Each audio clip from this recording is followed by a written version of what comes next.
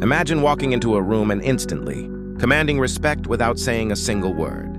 No expensive suit, no luxury car, no loud voice, just your presence. Now imagine the opposite. A person walks into the room, shoulders slouched, eyes on the floor, constantly seeking approval, apologizing for everything, and hoping someone notices them. Who do you think people naturally respect? The answer is obvious, because leadership isn't something people hear first, it's something they see. Before people listen to your words, they judge your posture. Before they trust your ideas, they read your body language. Before they follow your vision, they decide whether you look like someone worth following. And that's exactly why most people lose opportunities they never even knew existed. Not because they're unintelligent, not because they're untalented, but because they carry themselves like losers instead of leaders. Today's episode is about transforming the way you walk, stand, speak, and carry yourself so that people automatically perceive confidence, competence, and authority. Because whether you like it or not, the world judges appearances first and explanations later. Let's begin. Lesson 1. Your body talks before you do. Think about the most respected people you've ever met. Maybe it was a CEO, maybe a military officer, maybe a successful entrepreneur, maybe a coach, maybe a teacher. What did they all have in common? Most likely, they didn't shrink themselves. They occupied space. They stood upright. They moved with purpose. They weren't rushing to impress anyone, and they certainly weren't seeking validation. The average person walks through life like they're asking for permission to exist. Their shoulders roll forward. Their head points downward. Their steps are hesitant. Their movements are uncertain. Every signal tells the world, "I don't believe in myself." A leader sends the opposite message. Without speaking, they communicate, "I belong here." That's the difference, not arrogance. Certainty. There is a massive difference between confidence and arrogance. Arrogance screams. Confidence doesn't need to. A leader doesn't walk into a room hoping people notice them. A leader walks into a room knowing their value regardless of who notices. And people can feel that energy instantly. Lesson 2, stop looking for approval. One of the fastest ways to look weak is constantly seeking approval. You see it everywhere. People change their opinions to fit the crowd. They laugh at jokes they don't find funny. They agree with things they don't believe. They say yes when they desperately want to say no. Why? Because they're terrified of rejection. But leaders understand something powerful. Not everyone has to like you. In fact, if everyone likes you, you're probably standing for nothing. Every great leader in American history faced criticism. Every successful entrepreneur was doubted. Every visionary was questioned. Leadership requires the courage to disappoint people. Because trying to please everyone guarantees that you lose yourself. The moment you stop chasing approval, something remarkable happens. People begin respecting you more. Why? Because conviction is attractive. People trust individuals who know what they stand for, not individuals who change direction every time someone disagrees. A leader's confidence comes from internal validation. A loser's confidence depends on external validation, and that's a dangerous place to live. Because when your self-worth depends on other people's opinions, you'll spend your entire life being controlled by people who don't even think about you. Lesson 3, walk slower. This may sound strange, but watch highly successful people. Many of them move slower than everyone else. Not because they're lazy, because they're not panicking. Most people rush through life. They rush while walking. They rush while speaking. They rush while making decisions. Their behavior communicates anxiety. Leaders move with intention. They understand that frantic energy creates mistakes. Calm energy creates authority. Notice how experienced CEOs walk. Notice how respected military commanders move. Notice how elite athletes carry themselves before a championship game. There is a calmness, a steadiness, a sense of control. When you constantly rush, you unconsciously signal that something is chasing you. When you move deliberately, you signal confidence. This doesn't mean becoming slow and lazy. It means becoming purposeful. Every movement should have direction. Every action should have intention. Every step should communicate certainty.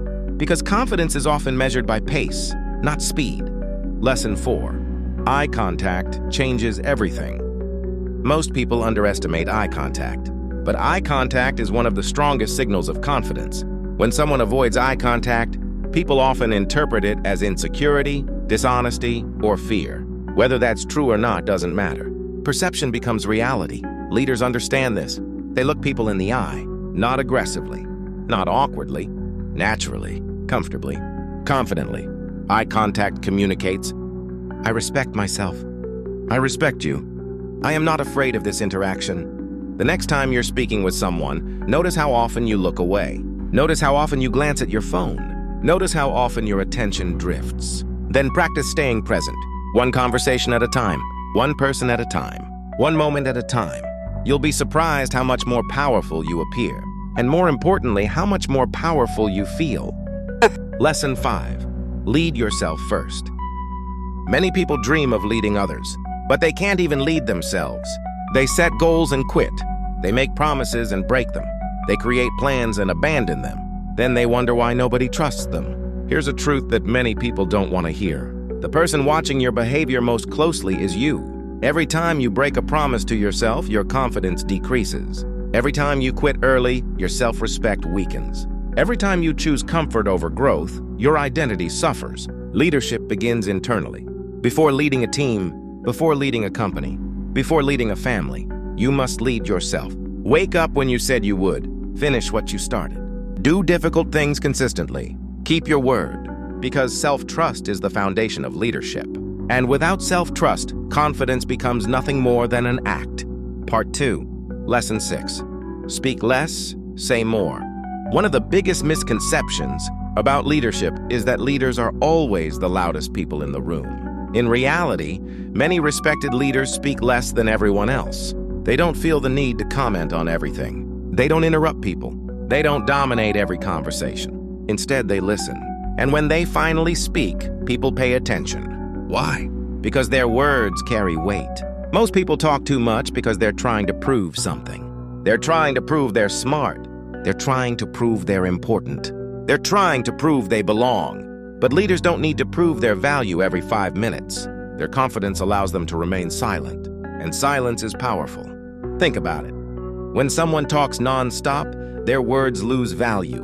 But when someone speaks carefully and intentionally, every sentence matters. Before speaking, ask yourself, is this useful? Is this necessary?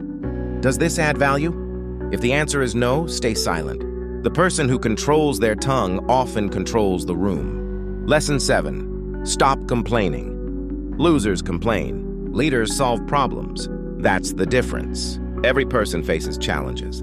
Every person experiences setbacks. Every person deals with unfair situations. But what separates leaders from followers is their response. A loser asks, "Why is this happening to me?" A leader asks, "What can I do about it?" Complaining feels productive because it releases emotion, but it rarely changes anything. The more you complain, the more powerless you become. The more you focus on problems, the bigger they appear. Leaders train themselves to focus on solutions. They don't waste energy blaming circumstances.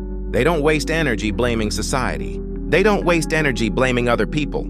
Instead, they focus on what they can control: their attitude, their actions, their discipline, their effort. And over time, this mindset creates extraordinary results. Lesson 8. Take responsibility. Responsibility is one of the most attractive qualities a person can possess, yet most people avoid it. When something goes wrong, they search for excuses. They blame coworkers. They blame parents. They blame the economy. They blame bad luck.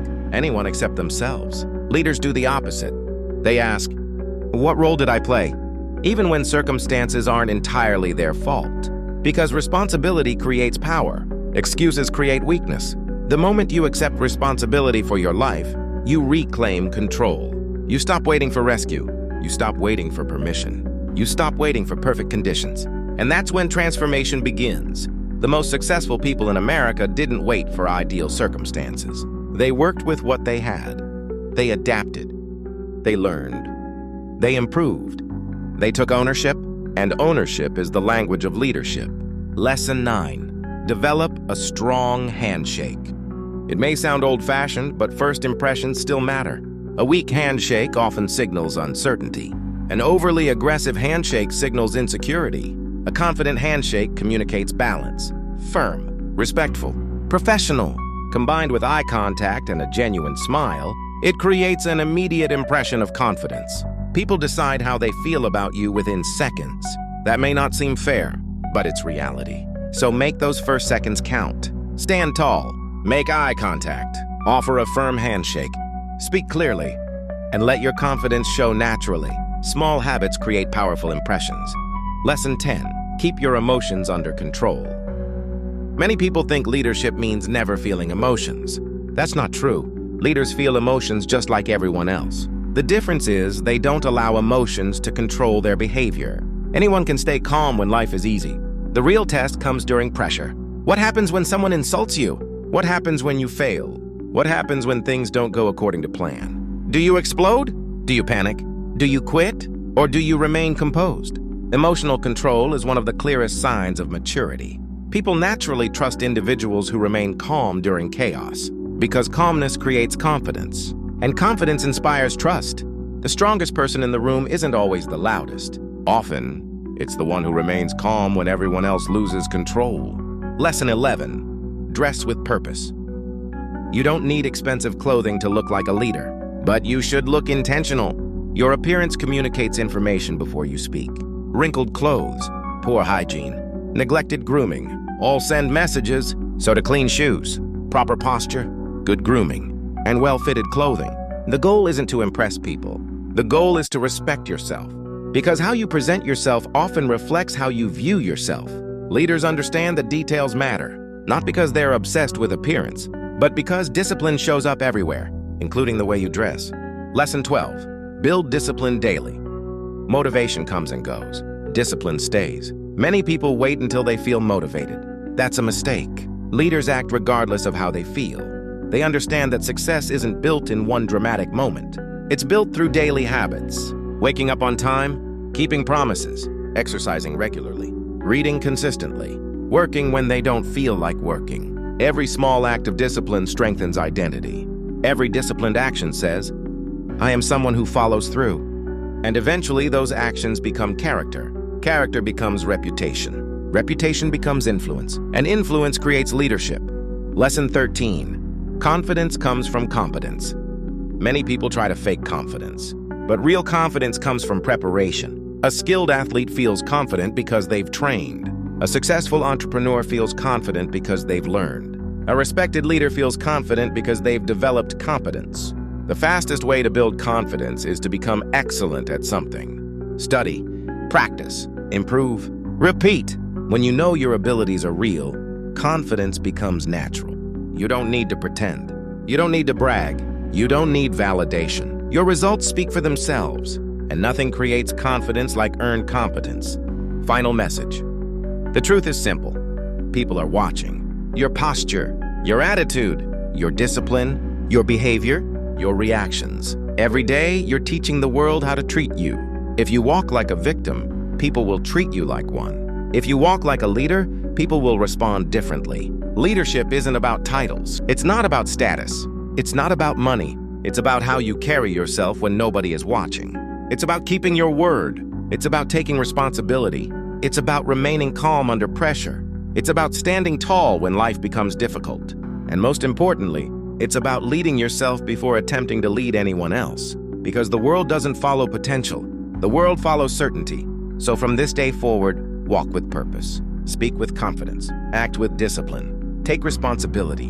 And carry yourself like someone who belongs exactly where they are.